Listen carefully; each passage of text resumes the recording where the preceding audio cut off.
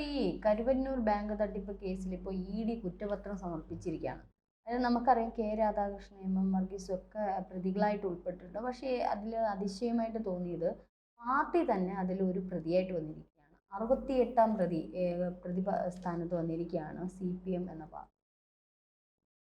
ഇതിനകത്ത് ഈ സഹകരണ ബാങ്കുകളിലൊക്കെ തന്നെയും ഇതിൻ്റെ നയിച്ചുകൊണ്ട് പോകുന്നത് ഇവരൊക്കെ തന്നെ CPM-കാർ തന്നെയാണ്.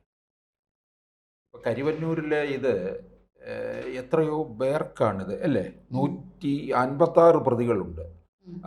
പിന്നെ 180 കോടി രൂപയോളം വായ്പകൾ വഴി കരുവന്നൂർ സഹകരണ ബാങ്കിൽ നിന്ന് പ്രതികൾ തട്ടിയെടുത്തെന്ന് വ്യക്തമാക്കിയിട്ടുള്ളത്.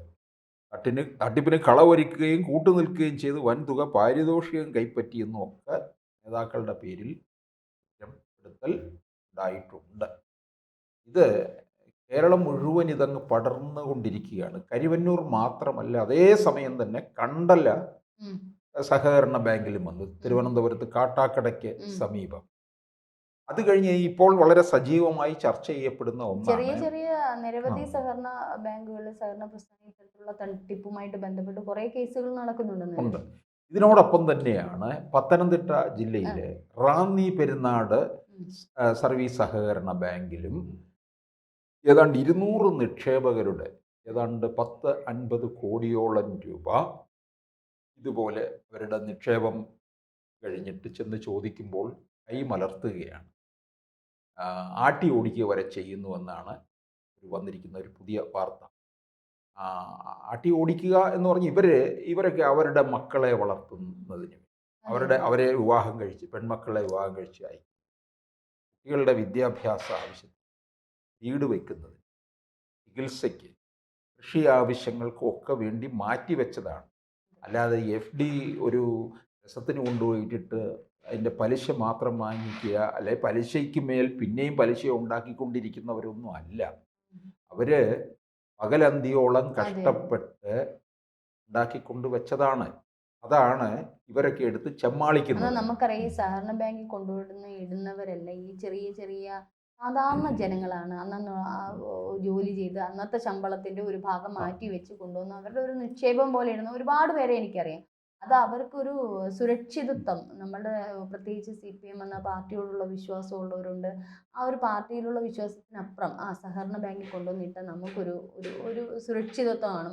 എന്ത് ബാങ്ക് പൊട്ടിപ്പോയാലും ഇത് പൊട്ടില്ല, അല്ലെങ്കിൽ ഇത് കൃത്യമായിട്ട് നമുക്ക് കിട്ടും എന്നൊക്കെ ഉള്ള ഈ ചെറിയ ചെറിയ എമൗണ്ടുകൾ ഓരോന്ന് 100 രൂപ, 200 രൂപ, 500 രൂപ വെച്ച് കൊണ്ടുവന്നിട്ട് സുരക്ഷിതമായിട്ടുള്ള കൈകളിൽ കൊണ്ടുവന്ന് കൊടുക്കുമ്പോൾ ഇത്തരത്തിൽ ഈ പാവങ്ങളുടെ പിച്ചച്ചട്ടിൽ കൈയിട്ട് വരുന്നതിന് ഉള്ള ഒരു മനോഭാവം എന്താണ്? അതെ, ഈ പണ്ട് ഈ സഹകരണ ബാങ്കുകളിൽ വലിയൊരു വിശ്വാസ്യത ഉണ്ടായിരുന്നു എന്നുള്ളതാണ് ജനങ്ങൾക്ക്. നല്ല ഇതായിരുന്നു, നല്ല സഹകരണം തന്നെ ആയിരുന്നു എന്നുള്ളതാണ്. വായ്പ കൊടുക്കുന്നു വേണ്ട തരത്തിൽ, വായ്പയിൽ അവർക്ക് കൃത്യമായ തിരിച്ചടവ് ഉണ്ടാകുന്നു, വളരെ തുച്ഛമായ പലിശയ്ക്ക്. ഇങ്ങനെയൊക്കെയുള്ള സഹകരണം കിട്ടിക്കൊണ്ടിരുന്നിടത്ത് നിന്ന് തന്നെയാണ് ഇപ്പോൾ അവർ അധ്വാനിച്ചത് പിടിച്ചു വാങ്ങിച്ച് അവിടെ വെച്ചിരിക്കുന്നത്. ഇപ്പം തന്നെ കരിവന്നൂരിലെ ഈ സഹകരണ ബാങ്കുകളും സഹകരണ സംഘങ്ങളും ഈ റൂറൽ ഏരിയസിലുള്ള ബാക്ക് ബേർഡായിട്ട് നിൽക്കുന്ന ആൾക്കാരെ കുറച്ചുകൂടി അവരുടെ സാമ്പത്തിക സ്രോതസ് വളർത്താനും അവരെ കുറച്ചുകൂടി മെച്ചപ്പെട്ട ജീവിത നിലവാരം നിലനിർത്താനുമാണ് ഈ ഇത്തരത്തിലുള്ള ബാങ്കുകളും പ്രസ്ഥാനങ്ങളും തുടങ്ങിയത്. പക്ഷേ ഇപ്പം അതിൽ തന്നെ കള്ളത്തരങ്ങളും പണങ്ങളുമാണ് എത്തിച്ചേരുന്നത്. സഹകരണ ബാങ്കിൽ വലിയ നിക്ഷേപങ്ങളുണ്ട് എന്നുള്ള ഇടയ്ക്ക് നമ്മൾ ചില വാർത്തകളും അതിൻ്റെ കേസുകളും ഒക്കെ ഉണ്ട്. അപ്പോൾ ഇത്തരത്തിൽ അതിൽ തന്നെ ഒരു അഴിമതിയും ഇത്തരത്തിൽ കൈയിട്ട് വാരലും ഒക്കെ നടത്തിയിരിക്കുകയാണ്. ഈ സത്യം പറഞ്ഞ ഈ ഒരു പാർട്ടിയുടെ ഒരു വല്ലാത്ത മുതലാളിത്ത വ്യവസ്ഥയിലോട്ട് പോവുകയല്ലേ ഈ.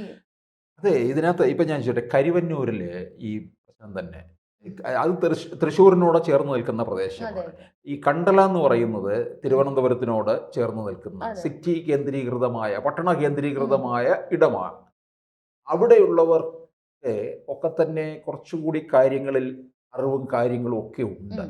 ഗ്രാമപ്രദേശങ്ങളിലുള്ള സഹകരണ ബാങ്കുകളിലാണ് ഇത് കൂടുതലായിട്ട് ഇവരെയൊക്കെ പിഴിഞ്ഞെടുക്കുന്ന രീതി. അതിൻ്റെ ഒരു ഉദാഹരണമാണ് ഇപ്പോൾ പത്തനംതിട്ട ജില്ലയിലെ റാന്നി പെരുന്നാട്ടിൽ കണ്ടുകൊണ്ടിരിക്കുന്നത്.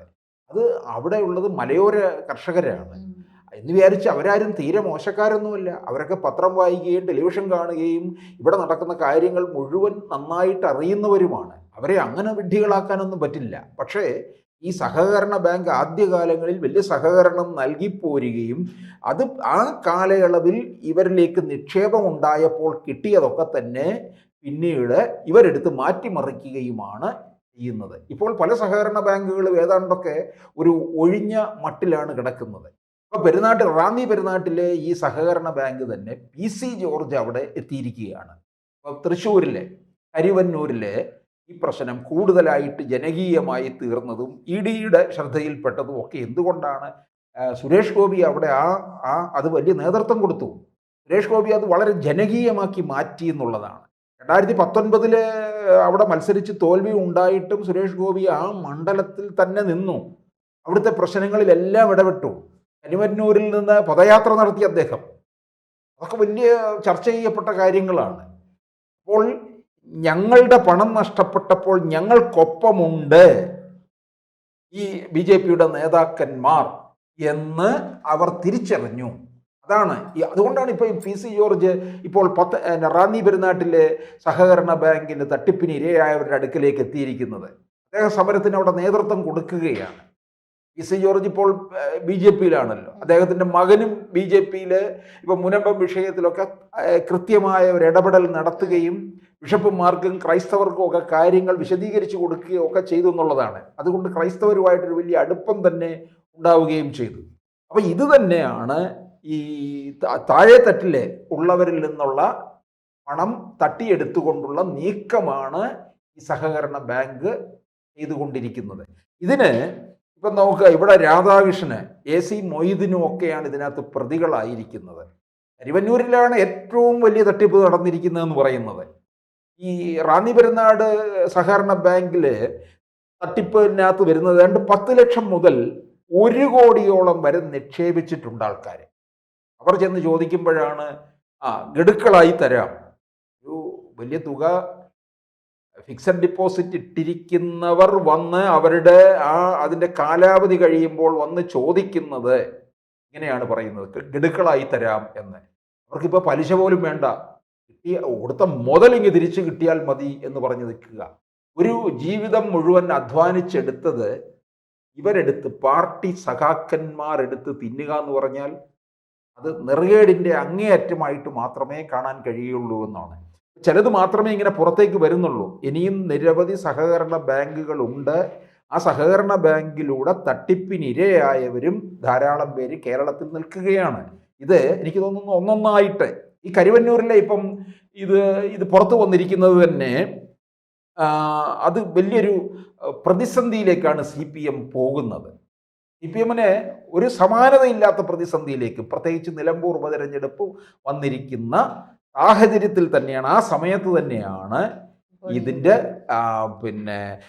ഈ കേസിൻ്റെ തട്ടിപ്പിൻ്റെ സകല വിവരങ്ങളും ആരൊക്കെ പ്രതിയാണെന്നുള്ളത് വാർത്തയും പുറത്ത് വന്നിരിക്കുന്നത്.